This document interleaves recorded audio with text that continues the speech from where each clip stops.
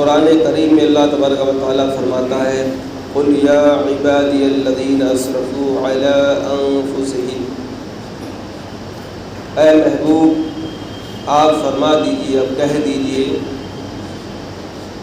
کہ اے میرے بندو،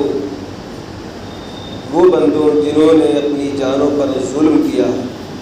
اپنی جان پر ظلم کرنا مطلب یہ ہے کہ بہت بڑے بڑے گناہ کیے، ایسے گناہ کیے جن سے کمر ٹوٹی جا رہی ہے۔ اے میرے وہ بندوں جنہوں نے اپنی جان پر ظلم کیا ہے اور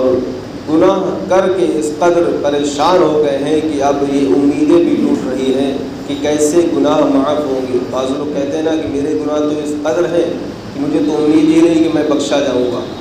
وہ یہ سوچ کر کے ہی گناہ کرتے رہتے ہیں، وہ کہتے ہیں نیکی کرنے سے فائدہ کیا ہے، میں بخشا ہی کب جاؤں گا، میں نے تو اتنے گناہ ڈالے۔ تو ان لوگوں کے بارے میں اللہ تعالیٰ فرماتا ہے محبوبہ فرما دیجیے ان بندوں سے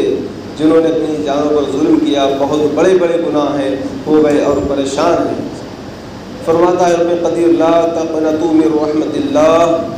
اللہ کی رحمت سے نا امید مت ہو، اللہ تعالیٰ کی رحمت سے امید رکھو۔ تمہارے گناہ کتنے بھی ہو جائیں، کتنے بھی ہو جائیں، کتنے بڑے بڑے ہو جائیں، زمین تمہارے گناہوں سے بھر جائے، آسمان تمہارے گناہوں سے پر ہو جائے، ذرہ ذرہ تمہارے گناہوں سے بھر جائے، کہیں جگہ نہ بچے، تمہارے گناہ کتنے بھی عظیم ہوں مگر خدا کی رحمت سے بڑے نہیں ہو سکتے۔ خدا کی رحمت بہت بڑی ہے، اس لیے محبوب فرما دیجیے میرے ان بندوں سے جنہوں نے اپنی جانوں پر ظلم کیا، گناہوں سے بے حال ہو گئے، وہ اللہ کی رحمت سے نا امید مت ہو۔ امید لگائیں خدا سے، امید لگائیں، کس بات کی امید؟ توبہ، اللہ تعالیٰ سے مغفرت کی امید۔ فرماتا ہے رب قدیر ان اللہ یغفر الذنوب جمیعا، بے شک اللہ تبارک و تعالیٰ تمام گناہوں کو معاف فرما دینے والا ہے۔ خود خدا فرما رہا ہے قرآن کریم میں تمام گناہوں کو معاف فرما دینے والا ہوں۔ انہ هو الغفور الرحیم، بے شک وہ ہے ہی بڑا بہت بخشنے والا، بہت بڑا مہربان۔ گناہ بہت بڑے ہیں تو کیا ہوا، خدا بخشش فرمانے والا بھی بہت بڑا ہے۔ خدا بخشش بھی ایسی فرماتا ہے کہ بندہ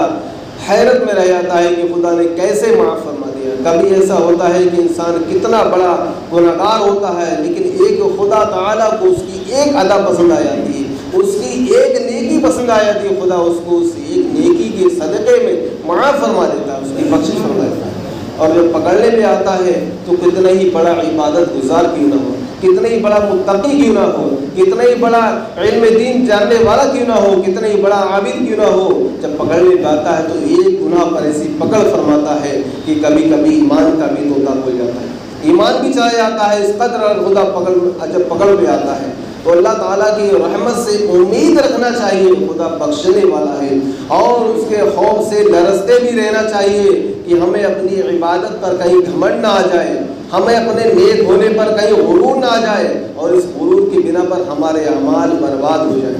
تو خدا کی رحمت سے امید اور اس کے خوف سے لرزتے بھی رہنا چاہیے، کیونکہ وہ غفار ہے، بہت زیادہ معاف فرمانے والا ہے، وہ تواب ہے، بہت زیادہ توبہ قبول فرمانے والا ہے، تو وہ قہار بھی ہے، جبار بھی ہے، اس کا قہر و غضب بھی بہت بڑا ہے، اور جب وہ قہر نازل فرماتا ہے تو کوئی بچ نہیں پاتا ہے۔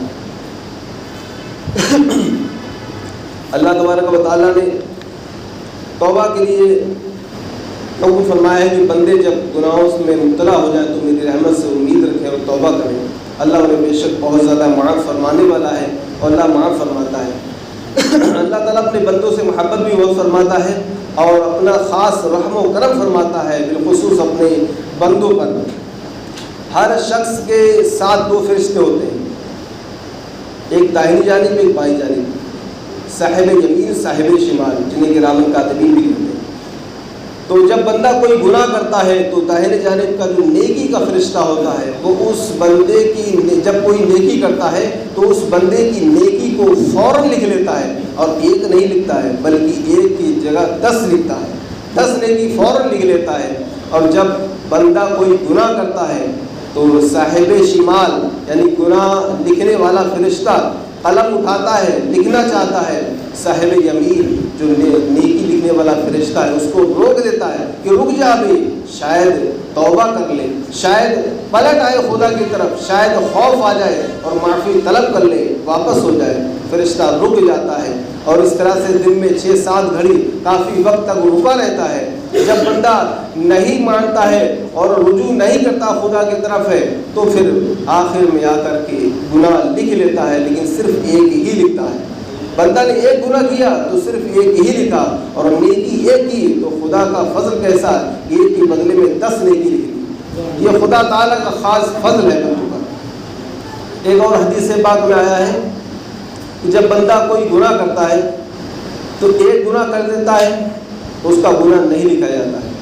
یہاں تک کہ وہ دوسرا گناہ جب تک نہیں کر لیتا ہے۔ تو جب دوسرا گناہ کر لیتا ہے تب بھی اس کا نہیں لکھا جاتا ہے گناہ، تیسرا کر لیتا ہے تب بھی گناہ نہیں لکھا جاتا ہے، اسی طرح سے 14 بھی کر لیتا ہے گناہ نہیں لکھا جاتا ہے، یہاں تک کہ 5 گناہ کر لیتا ہے، 5 گناہ کر لیتا ہے۔ اب 5 گناہ کے درمیان میں اگر اس نے ایک نیکی کر لی،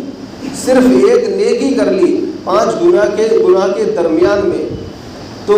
ابھی حدیث پاک میں بیان کیا تھا کہ ایک نیکی کرنے سے 10 نیکی لکھی جاتی ہے، اللہ 10 نیکی کا ثواب عطا فرماتا، نامہ اعمال میں لکھتا ہے۔ تو بندہ جب 5 گناہ کر لیتا ہے اور 5 گناہ کے درمیان میں اگر اس نے ایک نیکی کر لی تو اللہ تعالیٰ اس کے نامہ اعمال میں 5 نیکی لکھتا ہے، 5 تو نیکی لکھتا ہے، اور 5 نیکی کے بدلے میں اس کے 5 گناہوں کو مٹا دیتا ہے۔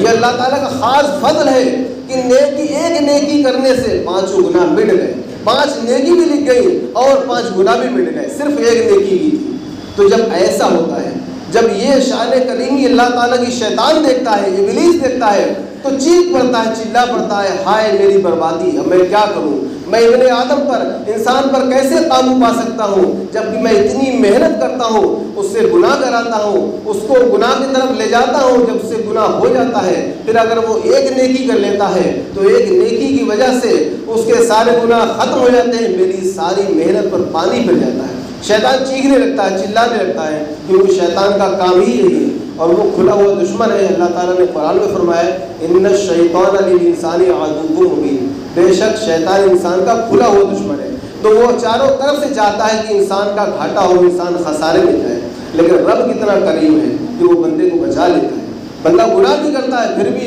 رب اپنے کرم سے اسے بچا لیتا ہے۔ ایک حدیث پاک میں آتا ہے کہ سرکار علیہ السلام روزانہ 70 مرتبہ توبہ فرماتے تھے، 70 مرتبہ روزانہ خدا سے رجوع کرتے تھے، خدا کی طرف توبہ کرتے تھے۔ سرکار تو گناہوں سے پاک ہے، سرکار تو معصوم ہے، انبیاء کرام تمام انبیاء معصوم، ان سے گناہ نہیں ہو سکتے ہیں، وہ گناہوں سے پاک ہے، لیکن سرکار اس کے باوجود 70 مرتبہ روزانہ اللہ کی بارگاہ میں توبہ کرتے تھے۔ یہ امت کے لیے ترغیب تھی، امت کو ترغیب دینا تھا، امت کو رغبت دینا تھا کہ اللہ کی بارگاہ میں توبہ کرتے رہو، کیونکہ اللہ تبارک و تعالیٰ کو سب سے بہتر اچھا اور عمل جو لگتا ہے محبوب عمل وہ توبہ ہے، کہ اللہ کی بارگاہ میں جب بندہ توبہ کرتا ہے تو خدا بہت خوش ہوتا ہے اور بندے سے خدا راضی ہو جاتا ہے۔ حضرت عبداللہ بن عباس رضی اللہ تعالیٰ عنہ سے مروی ہے کہ جب بندہ سچی توبہ کر لیتا ہے اس کے تعلق سے، اچھا جب بندہ کوئی گناہ کرتا ہے تو اس کے گناہ پر شواہد موجود ہو جاتے ہیں، یعنی